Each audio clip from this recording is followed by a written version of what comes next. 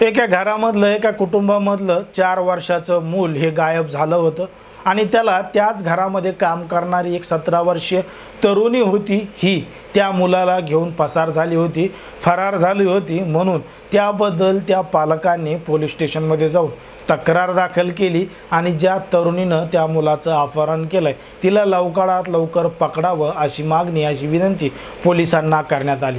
पोलिसांनी या संपूर्ण घटनेची गांभीर्यानं दखल घेतली आणि अवघ्या काही तासातच ती जी आरोपी मुलगी आहे, तरुणी आहे, तिला पोलिसांनी ताब्यात घेतलं आणि ते जे मूल आहे ते सुखरूप तिच्या आईकडे दिलं।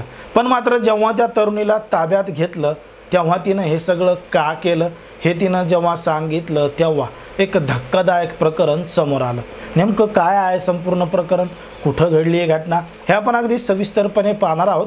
पण जर तुम्ही अजूनही आपलं चॅनल सबस्क्राईब केलं नसेल तर लगेच सबस्क्राईब करून घ्या आणि बाजूला असणाऱ्या बेल नोटिफिकेशनला सुद्धा ऑन करायला विसरू नका। आता हे जे संपूर्ण प्रकरण आहे ते आहे आपल्या महाराष्ट्रातीलच मुंबईमधील डोंबिवली परिसरातील मानपाडा पोलीस स्टेशनच्या हद्दीमध्ये घडलेली ही संपूर्ण घटना आहे, हे संपूर्ण प्रकरण आहे। या परिसरामध्ये राहणारा एक कुटुंब होतं आणि या कुटुंबामध्ये त्यांना एक 4 वर्षाचं मूल सुद्धा होतं। आता या घरामध्ये नवरा बायकोचं जोडपं होतं, त्यांचं 4 वर्षाचं मूल होतं आणि या घरामध्ये काम करणारी एक 17 वर्षीय तरुणी सुद्धा होती।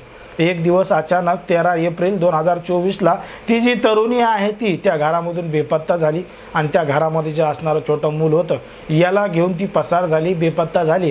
कुठं गेली, काय गेली हे सापडत नव्हतं, समजत नव्हतं म्हणून त्या घरचे जे व्यक्ती आहेत, पालक आहेत, यांनी थेट पोलीस स्टेशनची धाव घेतली। मानपाडा पोलीस स्टेशनमध्ये तक्रार दाखल केली की त्यांच्या मुलाचं अपहरण झालेलं आहे, लवकरात लवकर पोलिसांनी शोध घ्यावा।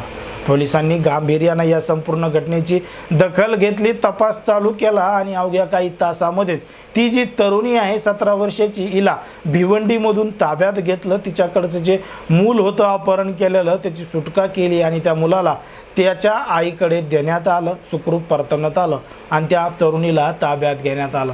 त्या तरुणीला जेव्हा ताब्यात घेतलं, तिची चौकशी चालू केली तेव्हा धक्कादायक प्रकरण समोर आलं।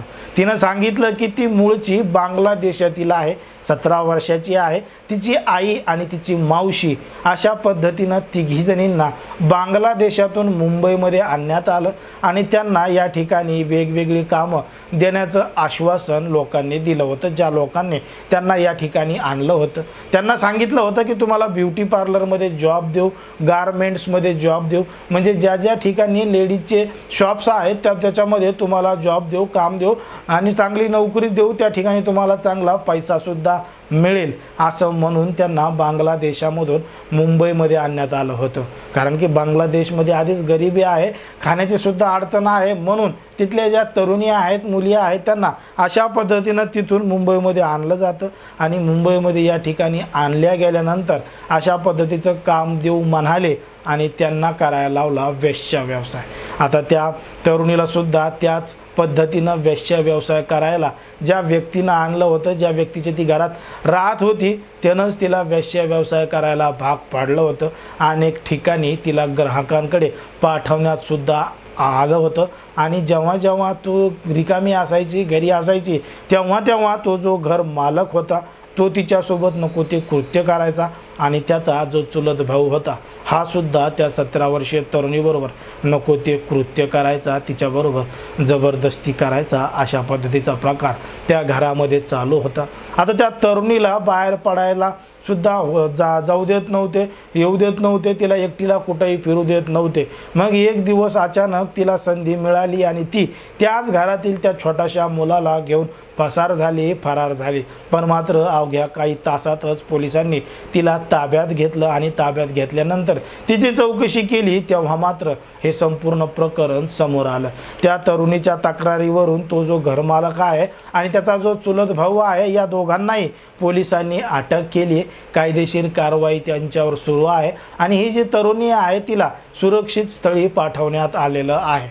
पण मात्र समाजामध्ये, देशामध्ये, राज्यामध्ये कशा पद्धतीनं गुन्हेगारीचं प्रमाण वाढत चाललं आहे, नोकरीचं, पैशाचं, लग्नाचं आमिष देऊन कशा पद्धतीच्या घटना घडत आहेत राज्यामध्ये, देशामध्ये काय घडत आहे हे आपल्याला संपूर्ण या प्रकरणावरून कळत आहे।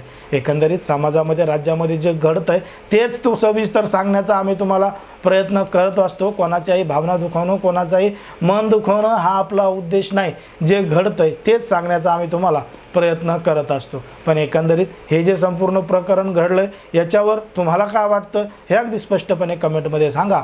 आणि अशाच पद्धतीचे नवनवीन व्हिडिओ पाहण्यासाठी आपल्या चॅनलला लगेच सबस्क्राईब करून घ्या।